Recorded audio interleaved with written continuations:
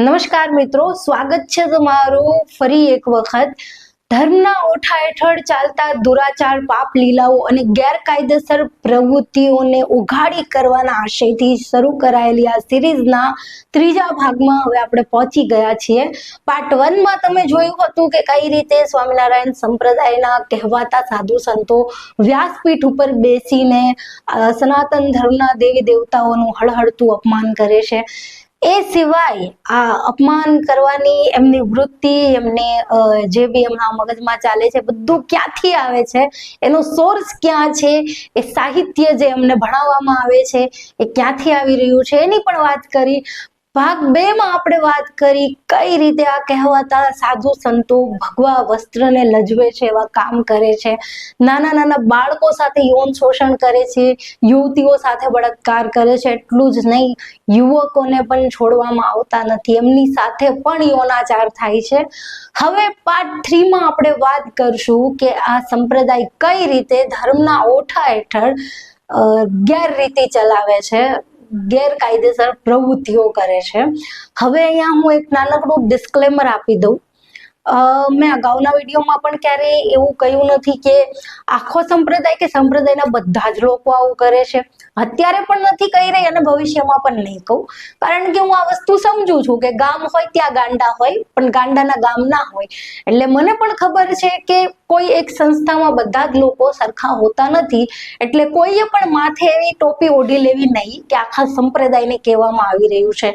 જો મારે એવું કેવું હોત તો હું અહીંયા બાજુમાં બધા પ્રૂફ રાખીને ના કહેત. હું જે બી ઘટનાની કે જે બી વસ્તુની વાત કરું છું એ પર્ટિક્યુલર ગુનાની કે પર્ટિક્યુલર ગુનેગારની વાત થાય છે.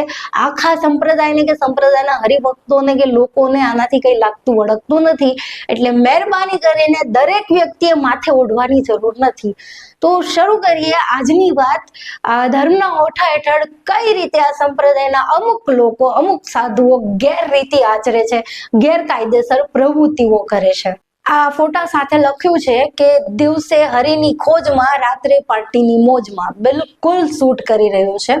આ એ જ સાધુઓ અને આચાર્યો છે જે દિવસે કથા પારાયણ કરતી વખતે વ્યાસપીઠ ઉપર બેસીને તમને કાંદા લસણ ખાવાની ના પાડે છે. આ એ જ સાધુઓ રાત્રે પિઝા બર્ગરની જાફત ઉડાવી રહ્યા છે, કોલ્ડ ડ્રિંક્સ અને બિયરની મજા માણી રહ્યા છે. આ કથની અને કરણીનો સાફ સાફ ભેદ તમે આ ફોટામાં જોઈ શકો છો.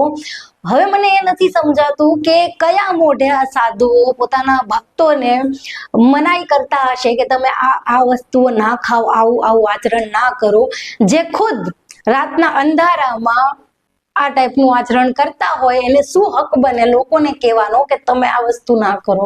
આ સંપ્રદાયના હરિભક્તો ક્યારેય આ દાવો કરવાનું ચૂકતા નથી કે અમારા સંપ્રદાયના સાધુઓએ કેટલાયને વ્યસન મુક્ત કર્યા, પણ એ જ હરિભક્તો, એ જ ચુસ્ત ધર્મ પાલન કરતા, માથામાં તિલક કરતા, ગળામાં કંઠી પહેરનારા હરિભક્તોને જ્યારે તમે આવા ફોટો બતાવીને પૂછો કે બીજાને વ્યસન મુક્ત થવાની સલાહ આપતા આ સાધુઓ જ્યારે ખુદ દારૂની લહેજત માણી રહ્યા છે, આના વિશે તમે શું કહેશો, ત્યારે એ લોકોને જવાબ સૂઝતો નથી. ઉલટા એ બીજા મુદ્દા ઉપર ચડી જાય છે અને કહે છે કે અન્ય ધર્મોમાં ચાલતી ગેરરીતિઓ વિશે વાત કરો. કરશું ભાઈ, ઠાડા પડો, આપણે બધાની વાત કરશું, કારણ કે મારે કોઈ એક સંપ્રદાય સાથે પર્સનલ દુશ્મની તો છે નહીં. કોઈએ ખોટું લગાડવાની જરૂર નથી કે અમારા સંપ્રદાય ઉપર આંગળી ચીંધવામાં આવી રહી છે, બીજા વિશે વાત નથી થતી, બધા વિશે થશે, નિરાત રાખો બસ. આ સાધુઓની આવી હરકતોમાં આવા ફોટાઓ જ્યારે બહાર પડે છે ત્યારે તમને લોકોને ધર્મનું અપમાન નથી દેખાતું, પણ જ્યારે અમે આમના વિશે સવાલ કરીએ, આંગળી ચીંધીએ અને પૂછીએ કે શા માટે દુનિયાને સાદગીમય જીવન જીવવાની સલાહ આપતા આ લોકો વૈભવી જીવન જીવે છે, ત્યારે ઉલટા અમારી ઉપર તમે આરોપ લગાવો છો કે અમે ધર્મને, સંપ્રદાયને બદનામ કરીએ છીએ. કઈ રીતે ભાઈ? જે દેખાય છે એની જ ઉપર તો સવાલ કરીએ છીએ, આમાં બદનામ કરવાનું ક્યાં આવ્યું? હરિભક્તોએ છેલ્લા 2 પાર્ટમાં ઘણા લોકોએ કમેન્ટ બોક્સમાં લખ્યું કે મેડમ હજી તો શાંતિ રાખો, પાંદડે સ્વામિનારાયણ નામ લેવાશે. ભાઈ ભલે લેવાય, મને શું વાંધો હોય? પાંદડે ડાળખે જાળવે જંગલે લેવાવું જોઈએ. હું એની વિરોધી છું જ નહીં. મારો વિરોધ છે ધર્મના ઓઠા હેઠળ આવી ગેરરીતિ શા માટે ચલાવાઈ રહી છે, આવા દુરાચાર શા માટે થઈ રહ્યા છે, ધર્મનું નામ લઈને ધર્મ સ્થળે કહેવાતા ધાર્મિક લોકો દ્વારા આવી પાપ લીલાઓ શા માટે આચરાઈ રહી છે. મારો વિરોધ પણ ત્યાં છે અને મારા સવાલ પણ ત્યાં છે. આ કેસ જુઓ હવે, રાજકોટનો કેસ છે 10 જૂન 2023 નો, જેમાં રાજકોટના સ્વામિનારાયણ સંપ્રદાયના મંદિરના મહંત સ્વામિનારાયણ આત્મીય સંકુલના સંચાલક એવા ત્યાગ વલ્લભ સ્વામી સહિત 4 લોકો વિરુદ્ધ રાજકોટમાં આ ફરિયાદ નોંધાઈ હતી, જેમાં 33 કરોડની છેતરપિંડી થયાનો આરોપ લાગ્યો હતો. આ કેસમાં દર્શાવ્યા પ્રમાણે ધાર્મિક અને શૈક્ષણિક સંસ્થાઓમાં બોગસ કર્મચારીઓ ઉભા કરાયા, ત્યારબાદ એમના નામના અલગ અલગ અકાઉન્ટ ખોલવામાં આવ્યા અને અલગ અલગ અકાઉન્ટમાં પૈસા ટ્રાન્સફર કરવામાં આવ્યા. આ રીતે ટોટલ 33 કરોડની છેતરપિંડીનો આરોપ લગાવવામાં આવ્યો હતો. આ સિવાય વડતાલ સ્વામિનારાયણ મંદિરના નૌતમ પ્રકાશ સ્વામી સામે પણ લાખોની ઉચાપતની ફરિયાદ નોંધાઈ ચૂકી છે. આ ફોટોમાં તમે જોઈ જ શકો છો. આ સિવાય મેં કહ્યું હતું એમાં સંપ્રદાયના અમુક લોકો ઉપર જમીન પચાવી પાડવાનો પણ ગુનો નોંધાયો છે. તમે આ કેસમાં જોઈ શકો છો. દંતેશ્વરની જમીન સ્વામિનારાયણ મંદિરના નામ પર પચાવી પાડવામાં આવી હતી. આ કેસની વધુ વિગત જણાવું તો લોયાધામના હરિકૃષ્ણ મહારાજ કેળવણી ટ્રસ્ટના નામે જમીનોના દસ્તાવેજ કર્યા હતા અને તેની જગ્યાએ નંદ પાર્ટી પ્લોટ બનાવ્યો હતો. આ કેસમાં પ્રમાણે ટ્રસ્ટના સ્થાપક ઘનશ્યામ સ્વામી તથા તે સમયના પ્રમુખ પંકજ પટેલે ગુરુકુળ 4 રસ્તા પાસે આવેલી જમીન પચાવી પાડી હતી, બોગસ પાવર ઓફ એટર્ની તૈયાર કરીને. વિચાર કરો તમે, આ જમીન પચાવી પાડવાના ખેલમાં પોલીસે અરજી પણ લીધી નહોતી. શા માટે? કારણ કે આ જે જમીન પચાવી પાડવાનો આખો ખેલ હતો એમાં અમુક મોટા રાજકીય માથાઓ સામેલ હતા અને સ્વામિનારાયણ સંપ્રદાય આમાં સામેલ હતો, એટલે પોલીસે પણ આમાં અરજી સ્વીકારવાની ના પાડી હતી. એવા પણ આ કેસ વખતે આરોપ લાગ્યા હતા. આની પણ વિગત અવેલેબલ છે, તમે જોઈ શકો છો. અને વધુ માહિતી જોતી હોય તો તમે આરટીઆઈ એક્ટિવિસ્ટોને વિનંતી કરીશ કે આ જેટલા પણ કેસની વાત કરી રહી છું એની માહિતી તમે કઢાવો તો વધુ સારું, લોકોને પણ જાણ થાય કે આટલા જે કેસ થયા છે પછીથી એમાં આગળ શું કાર્યવાહી થઈ, દોષીને સજા થઈ કે નહીં, પીડિતને ન્યાય મળ્યો કે નથી મળ્યો. ખેર આગળ વધીએ હવે તો મચ્છુ નદીના પટ્ટમાં ગેરકાયદેસર બાંધકામ કરવાથી સ્વામિનારાયણ મંદિરને સંપ્રદાયને નોટિસ ફાળવવામાં આવી હતી. આ જે બાંધકામ છે મચ્છુ નદીના પટ્ટમાં થઈ રહ્યું હતું એને પણ ગેરકાયદેસર રીતે કોઈ પણ જાતની પરમિશન લીધા વગર. ખેર એવું નથી કે આ સંપ્રદાય કે સંપ્રદાયના અમુક લોકો ઉપર ફક્ત ભારતમાં જ ગેરરીતિ આચરાય છે એવું નથી. આ સંપ્રદાય ઉપર વિદેશમાં અમેરિકાના ન્યુયોર્કમાં રોબિન્સવેલ BAPS મંદિર ઉપર પણ ગેરરીતિ આચરાઈ હોવાનો આરોપ લાગી ગયો હતો. BAPS રોબિન્સવેલ્સ મંદિર અમેરિકા સાથે 2 મુખ્ય મોટા વિવાદો જોડાયેલા છે. પહેલા વિવાદની વાત કરીએ તો આ મંદિરમાં જે રાજસ્થાનથી ફોસલાવીને US જે મજૂરોને લઈ જવાયા હતા એ મજૂરો સાથે અમાનવીય વર્તન થતું હતું. એમને 3 વર્ષથી ત્યાં ગોંધીને રખાયા હતા. ત્યાંના એ વખતના ગવર્નર ફિલ મર્ફીએ પણ આ જે ઘટના બની હતી એની નોંધ લીધી હતી અને કહ્યું હતું કે ભારતીય મજૂરો સાથે જે અમાનવીય વર્તન થઈ રહ્યું છે એ ખરેખર ખૂબ જ ગંભીર બાબત છે. આ જે મજૂરો હતા એમને રાજસ્થાનથી ત્યાં મંદિર બનાવવા માટે લઈ જવામાં આવ્યા હતા. મજૂરોના કહેવા પ્રમાણે ત્યાંના જે એક સ્વામી હતા, નામ આપ્યું છે પ્રસન્નાનંદ સ્વામી, એ આ મજૂરોને કીડા મકોડા કહીને સંબોધતા હતા, કારણ કે આ જે મજૂરો છે એ દલિત વર્ગમાંથી વધારે પડતા આવતા હતા. મજૂરોના જ કહેવા પ્રમાણે અમને કીડા મકોડા કહીને સંબોધતા હતા, અમારી સાથે માણસ જેવું વર્તન થતું નહોતું. 3 વર્ષથી અમને અહીંયા ગોંધીને રાખવામાં આવ્યા છે. જેલ કરતા પણ બદતર પરિસ્થિતિ અમારી અહીંયા થઈ ચૂકી છે. આ મજૂરોનો આરોપ છે ત્યાંના લોકો ઉપર, આ સંપ્રદાય ઉપર. આ ઘટના બન્યા બાદ અમેરિકાની ઇન્વેસ્ટિગેશન સંસ્થા federal bureau of investigation FBI દ્વારા સંસ્થા ઉપર કેટલાય ચાર્જીસ લગાવવામાં આવ્યા હતા. ત્યારબાદ FBI દ્વારા સતત સ્વામિનારાયણ સંપ્રદાય પર જે મંદિર બની રહ્યું હતું એ લોકો ઉપર સતત વોચ રાખવામાં આવી રહી હતી અને આ વોચ દરમિયાન જ બીજો જે વિવાદ હું તમને જણાવવાની હતી એ વિવાદ સામે આવ્યો હતો એ હતો કે યુએસમાં પ્રિસ્ક્રિપ્શન ડ્રગ્સ ઘુસાડાતું હતું આ સંપ્રદાયના અમુક લોકો દ્વારા. આ કેસમાં એવું થયું હતું કે જે લોકો R1 વિઝા ઉપર ત્યાં જતા હતા કારીગર તરીકે મંદિર બનાવવા માટે, તેમને અહીંયા ભારતીય એરપોર્ટ પરથી એક અન્ય બેગ થમાવી દેવામાં આવતી હતી જબરજસ્તી, જેમાં પ્રિસ્ક્રિપ્શન ડ્રગ્સ હતું જે અમેરિકામાં ગેરકાયદેસર રીતે આ લોકો ઘુસાડતા હતા. આની પણ વિગત અવેલેબલ છે ઇન્ટરનેટ પર, જેને આખો કેસ જાણવો હોય એ જાણી શકે છે.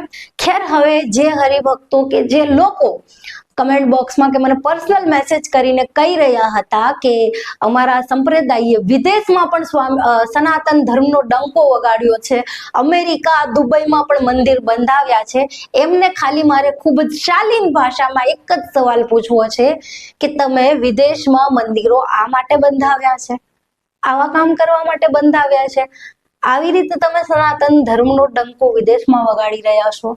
બહુ શાલીન ભાષામાં પૂછ્યું છે અને અપેક્ષા કરું છું કે એટલી જ શાલીન ભાષામાં તમારો જવાબ આપશે. આગળ જુઓ, આ જે કેસ બન્યો હતો, 1 રૂપિયાના ભાડે આપેલી જમીન, અક્ષરધામને ₹1 ના ભાડે આપેલી 500 કરોડની જમીન ઉપર શરત ભંગ થયો. કરોડોનો વેપાર ધાર્મિક સંસ્થા માટે શરમનાક ઘટના. ધર્મના નામે વેપારી પ્રવૃત્તિ. આ જે જમીન છે એ ગાંધીનગરમાં માર્ગ મકાન વિભાગે સેક્ટર 20માં અક્ષરધામ મંદિર બનાવવા માટે આપવામાં આવી હતી. આ જમીન હતી ટોટલ 60,000 વાર જેટલી અને પર વાર 1 રૂપિયા દીઠ આ જમીન ભાડે આપવામાં આવી હતી. અને જ્યારે આ જમીન આપી ત્યારે એવી શરત રાખવામાં આવી હતી કે આ જમીન ઉપર ફક્ત મંદિર બાંધવામાં આવશે અને ધાર્મિક ક્રિયા કરવામાં આવશે. આ મંદિર ઉપર કોઈ પણ જાતની વેપારી પ્રવૃત્તિ કરવામાં આવશે નહીં, અથવા તો આ જમીનનો ઉપયોગ કોઈ પણ જાતના આવકનું સાધન બનાવવા માટે કે આવકનો સોર્સ ઉભો કરવા માટે ઉપયોગમાં લેવામાં આવશે નહીં. આ બધી જ શરતોનો ભંગ કરવામાં આવ્યો. આ જમીન ઉપર મંદિરની સાથે સાથે એક કેન્ટીન બનાવવામાં આવી જેને ભાડે આપી દેવાય. એ સિવાય ત્યાં એક મ્યુઝિયમ બનાવવામાં આવ્યું જેમાં જેટલો ખર્ચ કર્યો એનાથી ડબલ ત્યાં ટિકિટના પૈસા લઈને એક ઇન્કમ સોર્સ ઉભો કરી દેવામાં આવ્યો. એટલે બધી જ જે શરતો અહીંયા લગાડવામાં આવી હતી બધી જ શરતોનો ભંગ કર્યો. ધાર્મિક કાર્ય માટે, મંદિર બનાવવા માટે આપેલી જમીનનો ઉપયોગ આ લોકોએ રૂપિયા રડવા માટે કરી લીધો. એટલા માટે જ આમાં લખ્યું છે કે ધાર્મિક સંસ્થા માટે શરમજનક ઘટના, ધર્મના નામે વેપારી પ્રવૃત્તિ. ખેર, આગળ વધીએ. સ્વામિનારાયણ સંપ્રદાયના એક સંત નકલી નોટો છાપતા પકડાયા હતા. જી હા, ખેડા જિલ્લાના અંબાવ ગામે વડતાલ તાબાના એક સ્વામિનારાયણ મંદિરમાં એક સંત જેનું નામ છે સ્વામી રાધા રમણ, જે 1 કરોડથી પણ વધારેની નકલી નોટો સાથે પકડાયા હતા. 2000ની નકલી નોટો છાપવામાં આવતી હતી. આ સ્વામીના ઓરડામાંથી નકલી નોટો છાપવા માટેનું પ્રિન્ટર પણ જપ્ત કરાયું હતું. સુરત ક્રાઇમ બ્રાન્ચે આ સ્વામીની સાથે સાથે અન્ય 4 લોકોની પણ ધરપકડ કરી હતી. આ જે નકલી નોટો છે એ 50% હિસાબે આપવામાં આવતી હતી. મીન્સ કે 50 લાખ રૂપિયા લઈને 1 કરોડની નકલી નોટો આપવામાં આવતી હતી. આ રીતે બધો વહીવટ થતો હતો. ગામ લોકોના કહેવા પ્રમાણે આ જે મંદિર જ્યાં આ બધા ધંધા થતા હતા એ 4 વર્ષથી ખંડેર અવસ્થામાં હતું. ત્યાં મૂર્તિઓની સ્થાપના પણ કરવામાં આવી નહોતી. ગામ લોકોના કહેવા પ્રમાણે ત્યાં રાતે યુવતીઓની, સ્ત્રીઓની પણ અવર જવર રહેતી હતી. અને આ વસ્તુ સાબિત થાય છે કારણ કે ત્યાં નકલી નોટો અને છાપવા માટેના પ્રિન્ટરની સાથે સાથે કોન્ડોમના પેકેટ્સ પણ મળ્યા હતા. એટલે અહીંયાથી તમે અંદાજો લગાવી શકો છો કે ત્યાં કેવા કેવા ગોરખ ધંધા થતા હશે. ખેર, આ સિવાય સુરત અને સમઢિયાળીના 2 પરિવારોએ પોતાના બાળકોને જબરજસ્તી બ્રેન વોશ કરીને સાધુ બનાવવાનો આરોપ લગાવ્યો હતો વડતાલ સ્વામિનારાયણ મંદિર પર. હમણાં તાજા જ કેસ છે, તમને આની વિગત પણ ઇન્ટરનેટ પર મળી જશે. હવે જે કેસની હું વાત કરવા જઈ રહી છું એ આ સંપ્રદાય ઉપર સૌથી મોટો કલંકરૂપ કેસ છે અને ભગવા વસ્ત્રોને બદનામ કરવા માટે આનાથી મોટું કોઈ ષડયંત્ર અથવા તો કોઈ કાર્ય હોઈ ના શકે. આ જે કેસ છે એ ગદાધરાનંદ સ્વામીની હત્યાનો કેસ છે. 3 મે 1998 ના રોજ નારાયણ સ્વામી, ઘનશ્યામ સ્વામી, ચરણદાસ સ્વામી માધવ પ્રસાદ સ્વામી અને વિજય ભગતે મળીને ગદાધરાનંદ સ્વામીની હત્યા કરી હતી. એટલું જ નહીં, આ હત્યામાં લાશનો નિકાલ રાજસ્થાન ખાતે કરવામાં આવ્યો હતો, જેથી કરીને આ કેસ દબાઈ જાય અને વાત બહાર આવે નહીં. પણ આ આખો કેસ બહાર આવી ગયો હતો અને આ પાંચેય આરોપીઓને નડિયાદ સેશન કોર્ટે ફાંસીની સજા પણ સંભળાવી હતી. આ કેસમાં સજા પામનાર દોષિતોએ ગુજરાત હાઈકોર્ટમાં અપીલ કરી હતી, ત્યારે ઘનશ્યામ સ્વામીને પૂરતા પુરાવા ન હોવાથી નિર્દોષ છોડી મૂકવામાં આવ્યા હતા અને એ સિવાયના 4ની જે ફાંસીની સજા થઈ હતી એને આજીવન કેદમાં પરિવર્તિત કરવામાં આવી. સુપ્રીમ કોર્ટમાં જ્યારે આ કેસ ગયો ત્યારે આ લોકોની હકીકત છતી થઈ હતી કે આ જે દોષિતો છે એ અઠંગ ગુનેગારો છે. આ ગુનામાં વપરાયેલી કારને આ લોકોએ સળગાવીને વીમો પાસ કરાવવા માટે પણ કોશિશ કરી હતી, પણ એમાં પણ આ લોકો સફળ થઈ શક્યા નહોતા. આ કેસની સુનાવણી વખતે સુપ્રીમ કોર્ટના જજોએ કહ્યું હતું કે જેમનું કામ સમાજના ભૂલા ભટકેલા લોકોને રાહ બતાવવાનું છે એવા ભગવા વસ્ત્રધારી સાધુઓ જો ભગવો લજવે તો આ સમાજ કઈ દિશામાં જાય એ કહેવું મુશ્કેલ છે. અને આશ્ચર્યની વાત તો એ છે કે આ હત્યારાઓ 14 વર્ષ જેલમાં રહ્યા બાદ જેલ મુક્ત થઈને ફરી પાછા આવીને સંસાર માંડીને જલસા કરી રહ્યા છે. ગદાધરાનંદ સ્વામીની હત્યા આ 5 હત્યારાઓએ કરી એ સાચું, પણ શું આ હત્યારાઓની સાથે સાથે લાખો કરોડો ભક્તો પણ આ હત્યામાં જવાબદાર નથી, જેઓ આ મંદિરોમાં લાખો કરોડોનું દાન કરે છે? આ લાખો કરોડોના ભંડોળ માટે, આ દાનની રકમ માટે જ આ આખો ખૂની ખેલ ખેલાયો હતો. લોકો શા માટે મંદિરમાં કરોડો રૂપિયાનું દાન કરતા હશે? શું મંદિરમાં બેઠેલો ભગવાન પૈસાનો ભૂખ્યો છે? મંદિરોને સોનેથી મઢાવવાથી સમાજમાં શું પરિવર્તન આવે છે તો મને ખ્યાલ નથી, પણ હા, કહેવાતા સાધુ સંતો પણ પોતાનું સંન્યાસી જીવન છોડીને વૈભવી જીવન જીવવા માંડે છે. એ તો આપણે આ સંપ્રદાયની જે આખી વિગતો જાણી એના ઉપરથી ખ્યાલ આવી ગયો. ખેર, અહીંયા મારે હવે એક વાત એ પણ જણાવવી છે કે જે લોકો, જે હરિભક્તો સતત દાવો કરી રહ્યા છે કે અમારા સ્વામિનારાયણ સંપ્રદાયે અમેરિકા અને દુબઈ જેવા દેશોમાં પણ સનાતન ધર્મનો ફેલાવો કર્યો છે, એ હરિભક્તોને મારે જણાવવું છે કે ભક્તો, વિદેશમાં સનાતન ધર્મનો ફેલાવો સ્વામિનારાયણ સંપ્રદાયે નહીં, સ્વામી વિવેકાનંદે કર્યો છે, અને એ પણ મૂળ સનાતન ધર્મનો.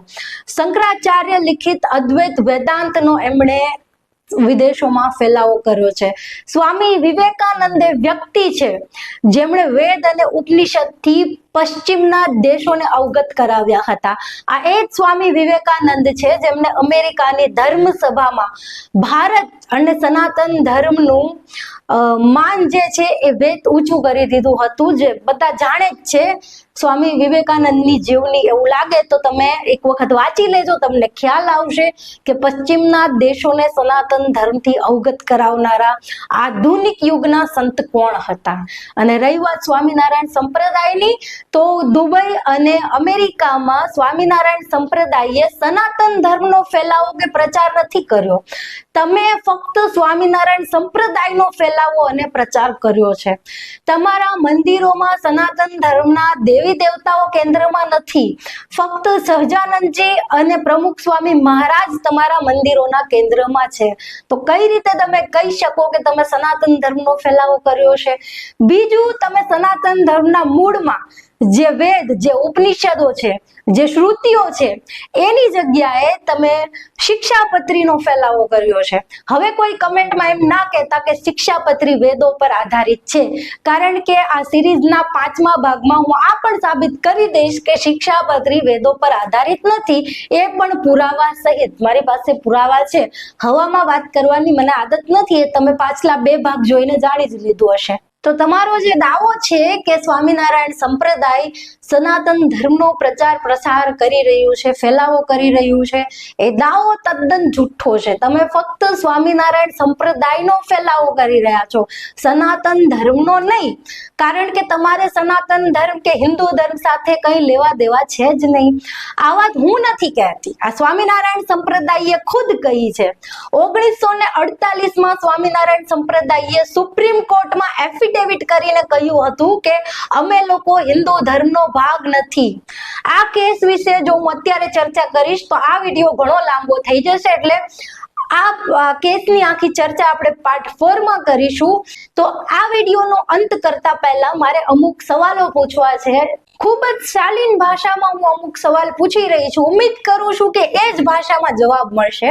તમારો પહેલો સવાલ છે કે પર્યટન સ્થળ જેવા મોટા મોટા મંદિરો ઊભા કરીને એમાંથી કમાણી કરવી, આવકનો સ્ત્રોત ઊભો કરવો, આને તમે ધાર્મિક પ્રવૃત્તિ કઈ રીતે કહી શકો?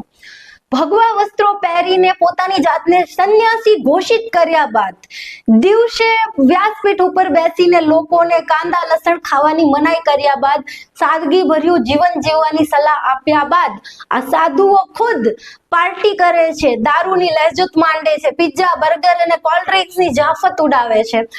આ સંતના લક્ષણ કઈ રીતે કહી શકાય? ધર્મના ઓઠા હેઠળ વેપારી પ્રવૃત્તિઓ કરવી, જમીનો બચાવવી પાડવી, ગેરકાયદેસર કામો કરવા, બળાત્કાર, યૌન શોષણ, યૌનાચાર જેવી પ્રવૃત્તિઓ કરવી, શું આમાં ધર્મનું અપમાન થતું નથી?